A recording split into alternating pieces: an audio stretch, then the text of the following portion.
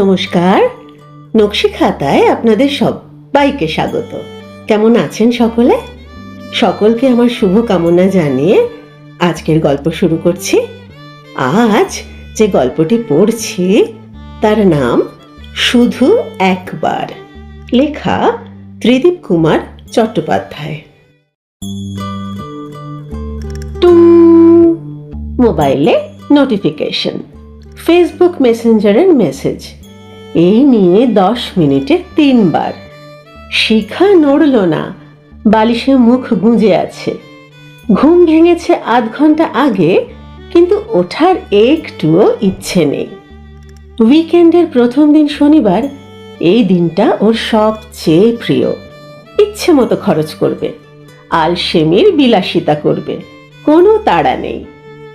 বেডরুমের জানলায় গাঢ় রঙের পর্দা টানা, তবু বাইরের ঝকঝকে রোদ চুইয়ে চুইয়ে ভিতরে ছড়িয়ে আছে। উপর হয়ে শুলো, দুটো বালিশের ফাঁকে মুখ গুঁজে দিল। নিশ্চয় কোনো ফেসবুক ফ্রেন্ড ওর সঙ্গে চ্যাট করতে চাইছে, বারবার মেসেজ পাঠাচ্ছে। পাঠাককে, ওর যখন ইচ্ছে হবে দেখবে। হঠাৎ ঘরের মধ্যে গম গম করে গেয়ে উঠলেন দেবব্রত বিশ্বাস। আমি চঞ্চল হে, আমি সুদূরের পিয়াসী, আমি চঞ্চল হে, আমি সুদূরের পিয়াসী। শিখা উঠে বসলো, আর শুয়ে থাকা বাড়াবাড়ি হয়ে যাবে। বেলা 12টায় মিউজিক সিস্টেমে টাইমার অন করা ছিল। বেশ খিদে পাচ্ছে। ছোটবেলায় মা বলতো, ঠিক সময় খাইয়া ল, পেটে পিত্তি পড়ব। মার কথা মনে হতেই শিখার মুখে হাসি ছড়িয়ে পড়ল।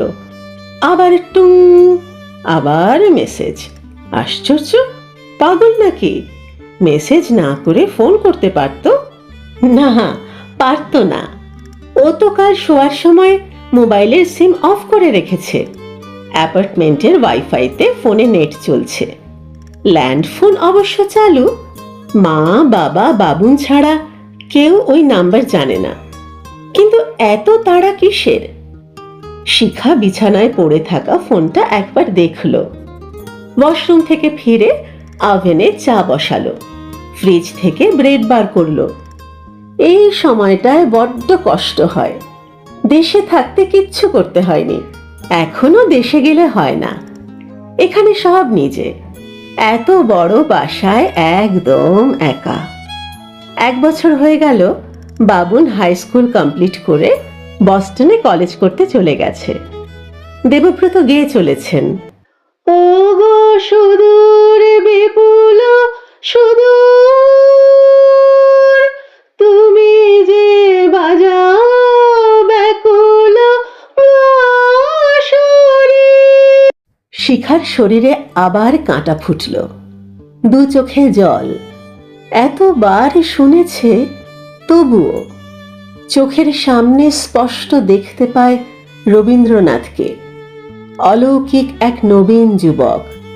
মুখে কচি কচি দাড়ি, তার ব্যাকুল বাঁশির সুরে সে ছটফট করছে। কাছে যেতে চাইছে, পারছে না, ওর ডানা নেই। এই অ্যাপার্টমেন্টে মসজিদ, মন্দির, গির্জার একটাও ছবি নেই। কোনো ধর্মগুরুর স্থান নেই। চতুর্দিকের দেয়ালে, টেবিলে শুধুই রবি ঠাকুর, তার নানা বয়সের নানা মুহূর্তের ছবি। যতক্ষণ শিখা জেগে থাকে, পর পর রবীন্দ্র গান বেজে যায়। রবি ঠাকুরই ওর দেবতা, ওর প্রেমিক পুরুষ, বেঁচে থাকার একমাত্র অবলম্বন। চায়ের কাপ, টোস্ট নিয়ে ডাইনিং টেবিলে বসেছে শিখা, হাতে মোবাইল। যা ভেবেছে তাই, একই মানুষ একই মেসেজ পর পর পাঠিয়ে যাচ্ছে। নাম পলাশ, খুব জরুরি, একটু কথা বলতে চাই। পলাশ, এই নামে তো কাউকে চিনতে পারছে না শিখা। লোকটার প্রোফাইলে গেল, লাল পলাশের বনে সেলেউটে একজনের ছবি, চেনা যাচ্ছে না, নিউ ইয়র্কের বাসিন্দা। শিখা লিখল, কে আপনি? চিনতে পারছি না। কথা বললে চেনা যাবে, প্লিজ ফোন অন করো। আপনি আমার নাম্বার জানেন? হ্যাঁ জানি। নিশ্চয়ই মা দিয়েছে। গত 1 বছর ধরে মা ওকে পাগল করে দিচ্ছে। শিখা মা, এবার একটা বিয়ে কর। তুমি কি পাগল হয়েছ মা? এই বয়সে বিয়ে কেন? কি এমন বয়স হয়েছে তোর? 34 বৎসরে কোনো মাইয়া বিয়া করে না? করবে না কেন মা? কিন্তু তাদের আমার মতো পাস্ট হিস্ট্রি নেই। কিসের পাস্ট যে বিয়া করব, যাই না শুই নাই করব? এমন কত মানুষ আছে, তাগো পাস্ট আছে, এখন একা জীবন কাটায়। শোন মা, আমাগো বাবুন বড় হইয়া গেছে, অ্যাডাল্ট। এই যে পড়তে চইলা গেল, আর ফিরবো না। তুই পুরা একা হইয়া গেছিস, লোনলি। এইটা চলতে পারে না। বয়সকালে সাথে একজন পুরুষ মানুষ লাগে। আমার একজন পুরুষ মানুষ আছে মা, সে সব সময় আমার সাথে থাকে। পুরুষ মানুষ আছে? আগে তো কস নাই। তাইলে তারেই বিয়া কইরা ফেল, আমাগো কোনো আপত্তি নাই। জানোস মা, তোর লাইগা আমাগো বড় আফসুস হয়। তোর বাবা রোজ কয়, আমার জন্য মাইয়াটার জীবন নষ্ট হইয়া গেল। আহ মা, বাবাকে তুমি বোঝাও। বাবা কি করবে? বাবা তো আমায় বাঁচাতেই ডিসিশন নিয়েছিল। ও ছাড়া আর কোনো পথ ছিল? যার যা কপালে আছে হবে। ঠিক কথা। এখন ক দেখি মা, কারে তুই পছন্দ করলি? রবীন্দ্রনাথ মা, আমাদের রবি ঠাকুর। তিনি আমার একমাত্র সাথী, একমাত্র পুরুষ। তাকে নিয়েই বেঁচে আছি মা, একা নই। মা থতমত, তখনকার মতো চুপ। নিজের সন্তানকে খুব ভালো চেনে মা, ওর পাগলামি জানে, জেদ জানে। শিখা যদি এত জেদি না হতো তাহলে। কিন্তু হাল ছাড়েনি। দেশে বসে এদেশের ডিভোর্সি বিপত্নিক ছেলেদের নাম, ফোন নাম্বার জোগাড় করে। তাদের সঙ্গে আগে নিজে কথা বলে, ছবি চালাচালি হয়। তারা আগ্রহ দেখালে শিখার ফোন নাম্বার দিয়ে দেয়। এই যেমন অর্ঘ্য, 3 মাস হলো আলাপ। শিখার সমবয়সী কি 2-1 বছরের ছোটই হবে। আমেরিকান এক্সপ্রেস ব্যাংকে বড় চাকরি করে। খুব শিক্ষিত, রুচিবান ছেলে। আইটি চাকরি নিয়ে এদেশে এসেছিল। কয়েক মাসের মধ্যে একটা সাদা মেয়ের প্রেমে পড়ে গেল। তারপর বিয়ে টেকেনি। 2 বছরের মাথায় ডিভোর্স। মেন সাহেব অন্য এক কালোকে বিয়ে করেছে। অর্ঘ্য সিঙ্গেল থেকে গেছে। শিখার মতোই রবি ঠাকুরের অন্ধ ভক্ত। প্রায় সব গান ওর কণ্ঠস্থ, সুরেলা গলা। প্রথমবার শিখার ফ্ল্যাটে এসে চোখ বড় বড় করে সব দেখছিল। তারপর আচমকা গেয়ে উঠেছিল, যে ছিল আমার স্বপ্ন চারিণী, তারে বুঝিতে পারিনি, তারে বুঝিতে পারিনি। শিখা সতর্ক চোখে ওকে দেখছিল। গান থামিয়ে অর্ঘ্য বলল, কি দেখছেন? অভিনয় করছে কি না? না, করছি না। আপনার বাসায় ঢুকতেই এই গানটা ভিতর থেকে বেরিয়ে এলো। আপনি আমার সম্পর্কে কিছু জানেন? সব জানি শিখা। আপনার মা ফোনে সব খোলাখুলি বলেছেন, কিছু গোপন করেননি। শুধু যেটা বলেননি সেটাই আজকের সবচেয়ে বড় প্রাপ্তি হয়ে গেল আমার। শিখা জিজ্ঞাসু চোখে তাকায়। অর্ঘ্য আবার গেয়ে উঠল, আমার প্রাণের মানুষ আছে প্রাণে, তাই হেরি তাই সকলখানে আছে সে নয়ন তারায়, আছে সে নয়ন তারায়, আলোকে ধারায় তাই না হারায়। শিখা আবিষ্ট হয়ে শুনছিল। গানের কথাগুলো যেন ওরই উদ্দেশ্যে গাইছে অর্ঘ্য। ওর বুকের মধ্যে কাঁপছিল থির থির করে। গান শেষ করল অর্ঘ্য, তারপর গাঢ় গলায় বলল, জানেন শিখা, আমার ডিভোর্স হয়েছিল রবীন্দ্রনাথের জন্যেই। এলিসা রবীন্দ্রসঙ্গীত মোটেই টলারেট করতে পারত না, বলতো ন্যাগিং সং। আর আমিও রবীন্দ্রনাথকে ছেড়ে বাঁচতে পারছিলাম না, শ্বাস বন্ধ হয়ে আসতো। এতদিন পরে আজ আমার সত্যি সত্যি মনে হচ্ছে শেষ পর্যন্ত প্রাণের মানুষ খুঁজে পেলাম। বিউফল কথা খুঁজে পাচ্ছে না। একটু পরে আস্তে আস্তে বলল, আমায় ভাবতে দিন অর্ঘ্য, আমি রবীন্দ্রনাথ ছাড়া সব পুরুষ মানুষকে এতদিন ঘেন্না করে এসেছি। তবে একটু থেমে বলল, আজকের দিনটা অন্যরকম লাগছে। এত ভালো গান করেন আপনি, চর্চা করেন? না, অফিসের পরে বাসায় ফিরে সিডি শুনে নিজের জন্যই গাই। শিখা, আমার যা বলার বলে দিয়েছি, টেক ইয়োর টাইম, আমার কোনো তাড়া নেই। আর আর যদি আমার আর আপনার মার ইচ্ছে পূরণ নাও হয়, তাতেও কোনো ক্ষতি নেই। আমরা বন্ধু হয়ে থাকব, রবি ঠাকুরকে নিয়েই বাঁচব, তাতে নিশ্চয়ই আপনার আপত্তি হবে না। অর্ঘ্য কফি শেষ করে চলে গেছিল। শিখা চুপ করে বসেছিল তার পরেও অনেকক্ষণ। এই 3 মাসে অনেকবার দেখা হয়েছে দুজনের, অফিসের পরে বা উইকেন্ডে, কখনো দুজনের ফ্ল্যাটে, কখনো লেকের ধারের সবুজ উদ্যানে। অর্ঘ্য আর একবারও জিজ্ঞেস করেনি। শিখা এখনো সিদ্ধান্ত নিতে পারেনি। মা তো এই সব জানে, তবু আবার এই পলাশ এলো কোত্থেকে? এত তাড়াহুড়ো করছে কেন? টুং, মেসেঞ্জারে আবার মেসেজ ঢুকলো, প্লিজ কথা বলবো। সেই পলাশ। শিখা ফোনের সিম অন করলো, প্রায় সঙ্গে সঙ্গে ফোন বেজে উঠল। হ্যালো, আমি পলাশ। বুঝেছি, সরি, আপনাকে ঠিক চিনতে পারছি না। শিখা, শিখা, আমায় চিনতে পারছো না? না, পারছি না। কি বলতে চান বলে ফেলুন।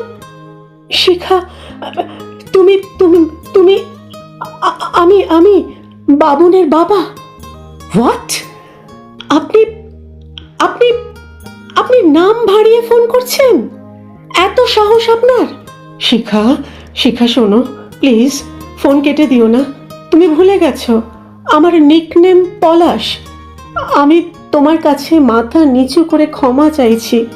অন্তত একবার ক্ষমা করো শিখা, প্লিজ। শিখা, ক্ষমা?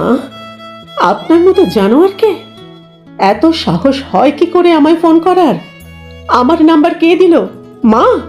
না শিখা, বাবুন দিয়েছে। ও তো আমারও ছেলে। শিখা স্তব্ধ। বাবুন? ওর একমাত্র অবলম্বন। 18টা বছর ওকে ডানার নিচে বড় করেছে, একবারের জন্যেও বাবার অভাব বুঝতে দেয়নি। সে নাম্বার দিয়ে দিল লোকটাকে, বাবা বলে মেনে নিয়েছে। শিখা, প্লিজ শোনো, বাবুনের কোনো দোষ নেই, ও দিতে চায়নি। বিশ্বাস করো শিখা, আমি তোমাদের খুঁজে চলেছি এত বছর। আমার অপরাধের প্রায়শ্চিত্ত করতে চেয়েছি, ক্ষমা পেতে চেয়েছি। বাবুনের খবর আমার বস্টনের এক প্রফেসর বন্ধু কিছুদিন আগে দিয়েছে। ইনশাল্লাহ ওর সঙ্গে আমার মুখের এত মিল, ক্লাসে দেখে তার সন্দেহ হয়। শিখা শুনে যাচ্ছে। খবরটা পেয়ে বস্টনে যাই। বিশ্বাস করো, বাবুনকে প্রথম দেখে কি অবস্থা হয়েছিল আমার। বুকের ভিতরটা যেন লুটোপুটি খাচ্ছিল। ছুটে গিয়ে আলাপ করি। প্রথমে বলি আমি ওর চাচা, বাবার ভাই, কারণ ও সবাইকে বলতো বাবা মারা গেছে। প্রত্যেক উইকেন্ডে যেতাম, ওর সঙ্গে গল্প করতাম। এত আনন্দ আমি জীবনে পাইনি। তারপর, প্লিজ শিখা শোনো, একদিন ওকে সব খুলে বললাম। হ্যাঁ শিখা, সব বলেছি। ওকে জড়িয়ে ধরে ক্ষমা চেয়েছি। লোকটা বলে যাচ্ছে, শেষ পর্যন্ত বাবুন আমায় ক্ষমা করেছে, কিন্তু এটাও বলেছে আপনি খবরদার আম্মুর কাছে যাবেন না। আম্মু আপনাকে জীবন থেকে মুছে ফেলেছে। আমি বলেছি, জানি বাবা, কিন্তু তার সঙ্গেই তো আমি সবচেয়ে বড় অপরাধ করেছি। তার শাস্তি মাথা পেতে নেব না। তুই আমায় নাম্বারটা একবার দে। লাথি মারুক, ঝাঁটা মারুক, তোর মার কাছে আমায় যেতেই হবে। তার সামনে গিয়ে দাঁড়াতেই হবে। শিখা, আমি জানি আমার অপরাধের ক্ষমা হয় না। ক্ষমা করো না আমায়। শুধু একবার, অন্তত একবারের জন্য তোমার সামনে দাঁড়াবার সুযোগ দাও। শিখা একভাবে কানে ফোনটা ধরে আছে। ফরিদুল হক অতি অল্প বয়সেই আওয়ামী ছাত্রলীগের শীর্ষ নেতা হয়ে ওঠে। বঙ্গবন্ধু স্নেহ করতেন তাকে, কিন্তু মুজিবরের নৃশংস খুনের পরে দেশের পরিস্থিতি পাল্টে গেল। আওয়ামী লীগ ছিন্ন ভিন্ন, বহু নেতা খুন হলেন, অনেকে দেশ ছেড়ে পালালেন, অনেকে জার্সি বদল করলেন। ফরিদুল সক্রিয় রাজনীতি থেকে সরে গেল, যুক্ত হল সাংবাদিকতার সঙ্গে। সেখানেও তার উত্থান উল্কার মতো। বাংলাদেশের বিখ্যাত এক দৈনিকের সম্পাদকের চেয়ারে সে যখন বসল, বয়স তখন মাত্র 25। ইতিমধ্যে বাংলাদেশে ঘন ঘন পট পরিবর্তন হচ্ছে। পুরনো কমিউনিস্ট পার্টি আর আওয়ামী লীগের কিছু মানুষকে নিয়ে নতুন এক দল গঠিত হয়েছে, জাতীয় সমাজতান্ত্রিক দল, জাসদ। ফরিদ সম্পাদনার পাশাপাশি জাসদে যোগ দিল এবং খুব অল্প সময়ে নিজের ক্ষমতায় জাসদের প্রভাবশালী নেতা হয়ে উঠল। ইতিমধ্যে তার বিয়ে হয়ে গেছে। একমাত্র মেয়ে শিখা 10 বছরে পা দিয়েছে। বাংলাদেশে আবার সামরিক অভ্যুত্থান ঘটল। সেনাপ্রধান রাতারাতি দেশের সর্বময় কর্তা, প্রেসিডেন্ট। সেনাবাহিনী মার্চ করছে ঢাকার রাজপথে। ভয়াবহ পরিস্থিতি। বিরোধী দলের মাথাগুলো হঠাৎ হঠাৎ উবে যাচ্ছে। কখনো কখনো তাদের লাশ পাওয়া যাচ্ছে, কখনো তাও না। ফরিদুল হক ততদিনে কাগজের সম্পাদক থেকে মালিক হয়ে গেছেন। তার কাগজ জনপ্রিয়তায় 1 নম্বরে উঠে এসেছে। আগুন ঝরানো কলমে ফরিদুল লিখে যাচ্ছেন স্বৈরতন্ত্রের বিরুদ্ধে। শিখা 15 বছরের উদ্ভিন্ন কিশোরী, অসামান্য রূপসী। গুণও কিছু কম নেই। ভারী সুন্দর গান গায়, আবৃত্তি করে, অভিনয় করেছে 2-1টা টেলিফিল্মে। মেয়েকে ঘিরে ফরিদের অনেক স্বপ্ন। নানা মহল থেকে শিখার কয়েকটি বিয়ের প্রস্তাব এসেছে। ফরিদুল না করে দিয়েছেন। সেদিন ফরিদুল অফিস থেকে ফিরে এলেন সন্ধ্যের অনেক আগে। তাকে দেখে নাসরিন চমকে উঠলেন। এ কি মিয়া, কি হইল তোমার? কিছু হয় নাই গিন্নি, শরীরে জুত নাই। বাজে কথা কইও না, আল্লাহর কিরে, আমারে কও কি হয়েছে? ফরিদুল স্ত্রীর কাছে ভেঙে পড়লেন। সকালে তার সোর্স খবরটা দেওয়ার পর থেকে অসহ্য কেটেছে সারা দিন। চেপে রেখেছেন নিজের মধ্যে। কি করব বুঝতে পারতাছি না। শিখার উপর হারামজাদা প্রেসিডেন্টের নজর পড়ছে। জানো তো হালায় কি প্রকৃতির মানুষ। ওর হারেমে কয়টা যে বিবি কেউ জানে না। শয়দানটা আমারে জব্দ করতেই মতলব আটছে। সেই রাতে মিয়া বিবি চোখের পাতা এক করতে পারেননি। অনেক তর্ক বিতর্কর পর সিদ্ধান্ত নিলেন রাতারাতি শিখাকে দেশের বাইরে পাঠিয়ে দেবেন। কিন্তু কোথায়? ইন্ডিয়ায়। সেখানে তো কোনো আত্মীয় নেই। ফরিদুলের সবচেয়ে প্রিয় বন্ধু মতিউর রহমান। তাদের গার্মেন্টসের বিশাল ফ্যাক্টরি, এক্সপোর্ট হয় আমেরিকায়। নিউ ইয়র্কের অফিস চালায় সবচেয়ে ছোট ভাই হামিদুর। 2-3 মাস অন্তর দেশে আসে, দিন 10 থেকে ফিরে যায়। একমাত্র মতিকেই গোপনে বিষয়টা বললেন ফরিদুল। ডাকা হলো হামিদুরকে। সে ভাগ্যক্রমে তখন দেশে। 3 দিনের মধ্যে শিখার পাসপোর্ট বের হয়ে গেল। হামিদ নিউ ইয়র্কে শিখার জন্য একটা 1 রুম অ্যাপার্টমেন্ট ভাড়া করে ফেলল। ঠিক 10 দিনের মাথায় 35 বছরের হামিদ চাচার সঙ্গে বাংলাদেশ বিমানে উঠে পড়ল 15 বছরের শিখা। নাসরিন একটু খুঁতখুত করছিলেন, হামিদ বিয়া করে নাই, একা একা থাকে, তার হাতে ছাইড়া দিলে মাইয়াটারে। কও কি গিন্নি, হামিদ আমার ছোট ভাই লাগে, বলো তো কতদিন ওরে চিনি। শাদি করার ইচ্ছা হয় নাই তাই করে নাই। মতি কইতা ছিল ভাইটা সারা দিন কাম নিয়া পইড়া থাকে, অগ বিজনেস কত বাড়াইছে, শুধু শুধু মানুষের সন্দ কইর না। ঠিক হয়ে গেছে, আমেরিকায় গিয়ে শিখা কিছুদিন পরিবেশের সঙ্গে ধাতস্থ হবে, ইংরেজি শিখবে, তারপর পাবলিক স্কুলে ভর্তি হয়ে যাবে। সব ঠিকঠাক চলছিল। রোজ রাতে মাকে ফোন করে শিখা, ভালোই আছে সে। হামিদুর এক মাঝ বয়সী বাংলাদেশি মহিলাকে ঠিক করে দিয়েছে।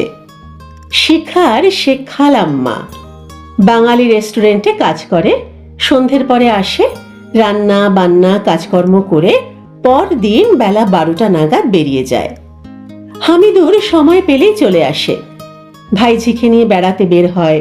উইকেন্ডে শিখার খুব আনন্দ, দিন ভোর চাচার সঙ্গে লং ড্রাইভে বেরিয়ে পড়ে। ইংরেজিতে অনেক সড়গড় হয়ে গেছে শিখা, প্রবাসী বাঙালি সাংস্কৃতিক দলগুলোর সঙ্গে বন্ধুত্ব হচ্ছে, গানের নাচের প্রোগ্রাম করছে, মন বসে যাচ্ছে এদেশে। মা ফোনে জানালেন 1 মাস পরে ওরাও আসছেন, বাবা টিকিট কেটে ফেলেছেন। শিখার কি আনন্দ! হঠাৎ কোত্থেকে ছুটে এলো কাল বৈশাখীর তাণ্ডব, নিমেষের মধ্যে সব ছিন্ন ভিন্ন। শুক্রবারের রাত, কাল খুব ভোরে চাচা ভাতিজি বেরিয়ে পড়ছে নায়গ্রা দেখতে, তাই চাচা আজ থাকছে এখানে, রাতটুকু কাটিয়ে দেবে বাইরের সোফা কাম বেডে। খালাম্মা আজ আর আসবে না। চাচা বাইরের ঘরে বসে টিভি দেখছিল, সামনে বোতল, প্লেটে খাবার স্ন্যাক্স, রঙিন তরল গ্লাসে ঢালছে আর একটু একটু করে সিপ দিচ্ছে। আর খায়ও না চাচা, শুইয়া পড়ো, গুড নাইট। চাচা একবার অদ্ভুত ঢুলু ঢুলু চোখে দেখল, হাতের ইশারায় চলে যেতে বলল।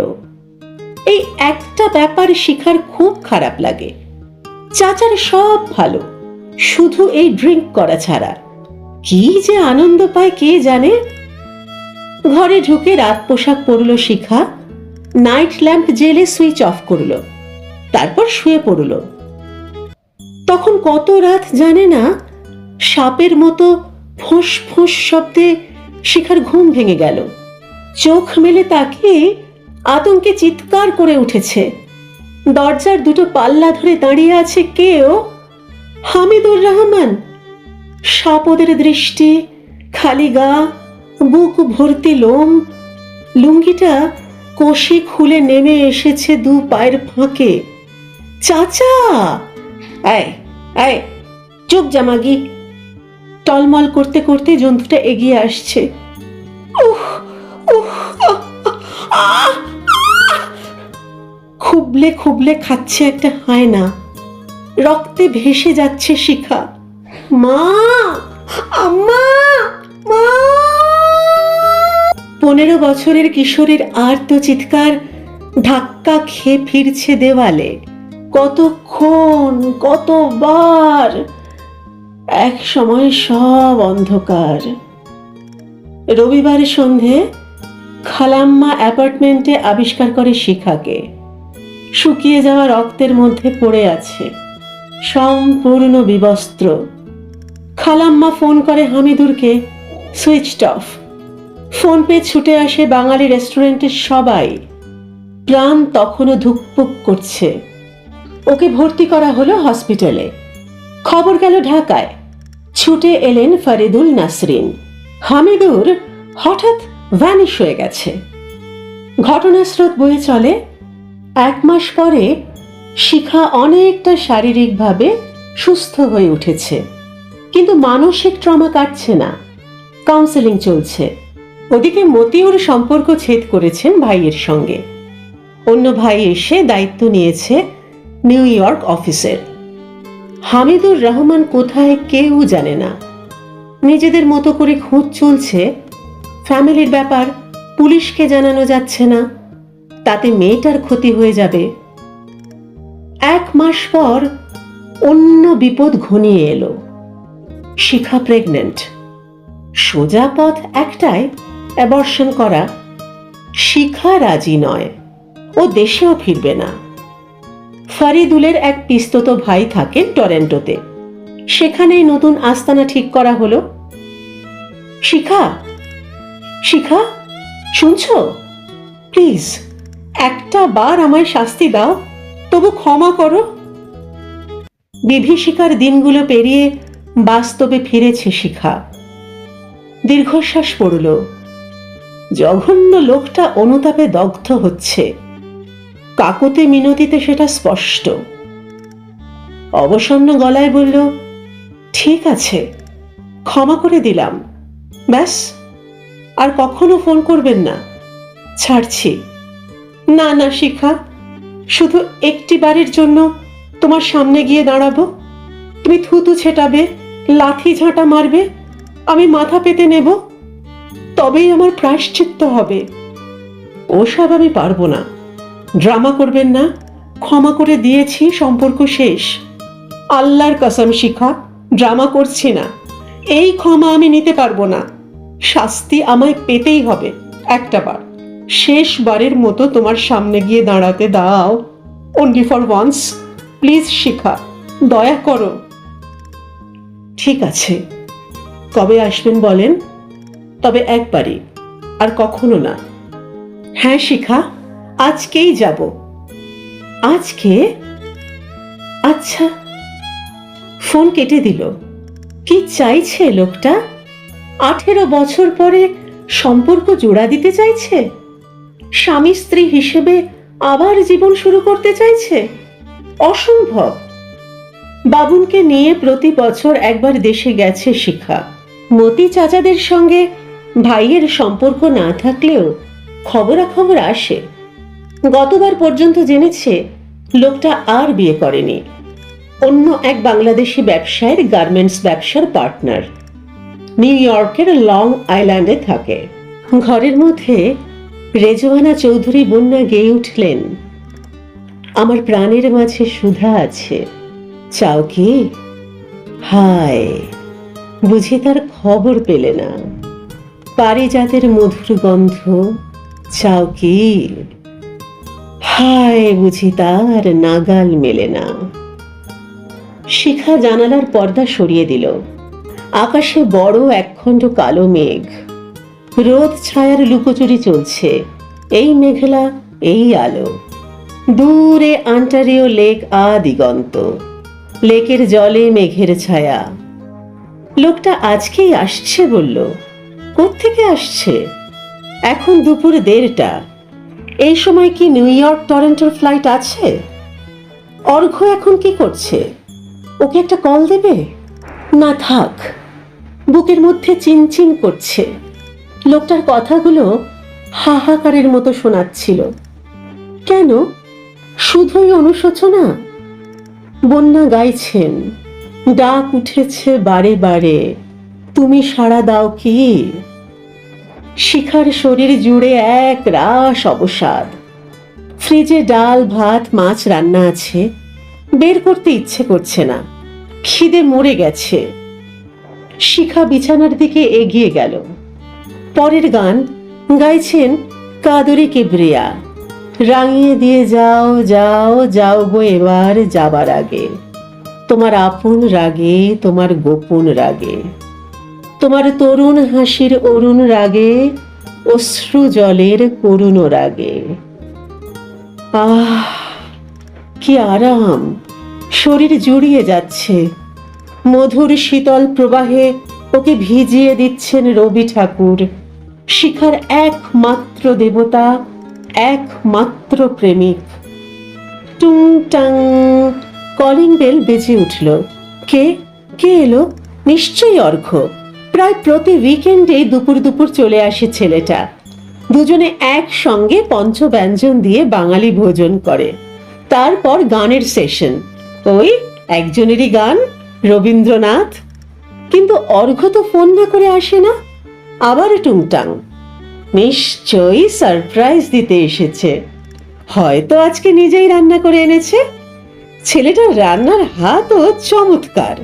শিখা দরজা খুলে হতবাক, বাইরে সম্পূর্ণ অচেনা একজন মানুষ। Yes, whom are you looking for? Shikha. Yes, you? Shikha, তুমি আমায় চিনতে পারছো না? আপনি আপনি শিখা, আমি আমি হামিদুর। শিখা স্তম্ভিত। কি চেহারা হয়েছে লোকটার! প্রায় 6 ফুট লম্বা শরীরটা বাজ পড়া গাছের মতো শুকিয়ে বেঁকে গেছে। এক রাশ চুলে ছাওয়া মাথা জুড়ে এখন টাক, চোখ ঢুকে গেছে কোটরে, মুখময় অজস্র বলিরেখা, শীর্ণ শিরা ওঠা হাত। 18 বছর আগের চেনা লোকটার সঙ্গে কোনো মিল নেই। কি দেখছো শিখা? লোকটা ম্লান হাসল। আল্লাহর দুনিয়ায় পাপ বাপকেও ছাড়ে না, কর্মফল ভোগ করছি। শিখা, আমি কি একটু ভিতরে ঢুকতে পারি? অবশ্য তোমার যদি আসেন। শিখার দীর্ঘশ্বাস পড়ল।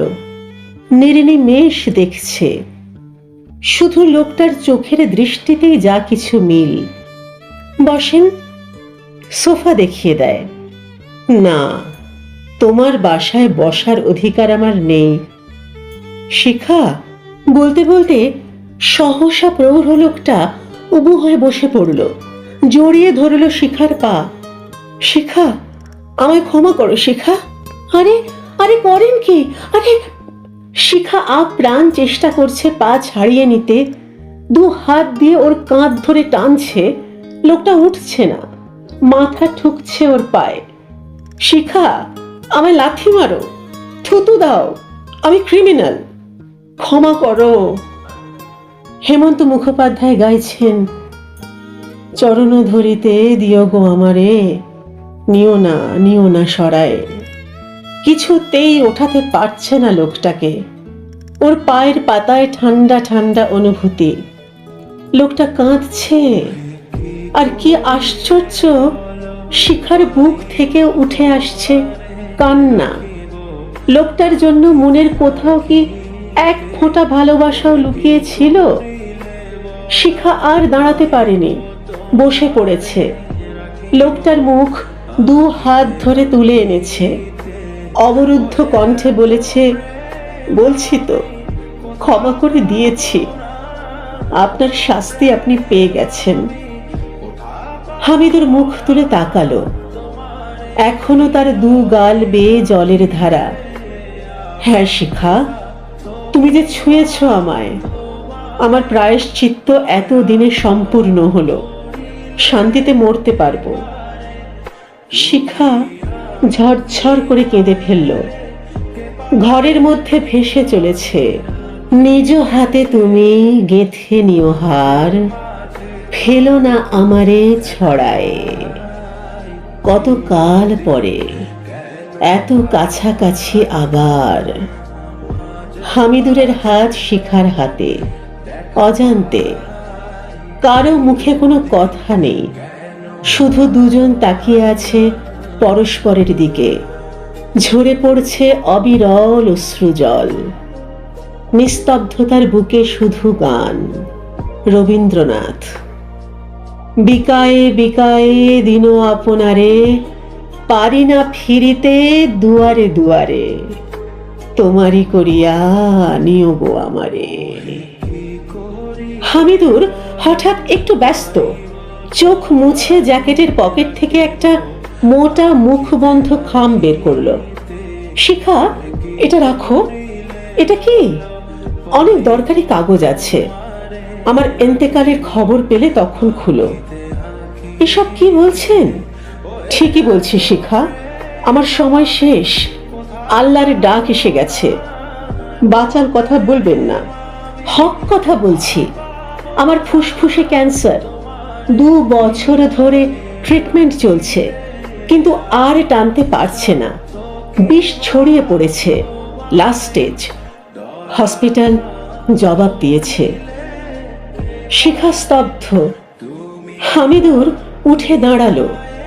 চলি শিখা, তোমার কাছে একটাই অনুরোধ, খবরটা পেলে বাবুনকে নিয়ে একবার যেও, আর আমার গোড়ে এক মুঠো মাটি দিও, আল্লাহর কাছে দোয়া করো। আস্তে আস্তে দরজা খুলে বেরিয়ে গেল। ঝাপসা দু চোখ। শিখা বসে আছে ভূতগ্রস্তের মতো। সময় বয়ে চলেছে। এখন গাইছেন শামা রহমান। ওগো অকরুণ কি মায়া জানো, মিলন ছলে বিরহ আনো, ওগো অকরুণ। মোবাইল ফোনটা বাজতে শুরু করেছে। নিশ্চয়ই অর্ঘ্য।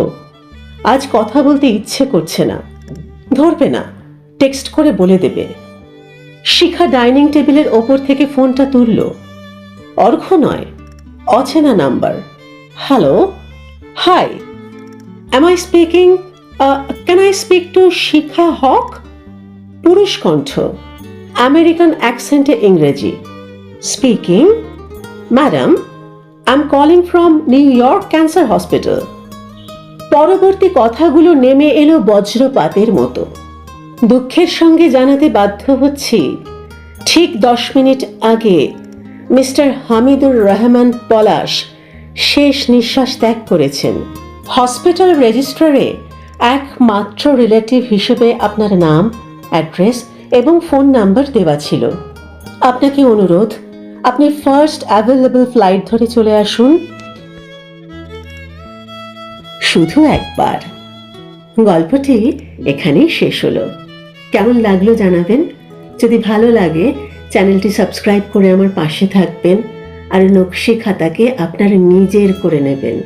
সকলে খুব ভালো থাকুন, আনন্দে থাকুন, শান্তিতে থাকুন। শিগগির দেখা হচ্ছে। আজ আসি।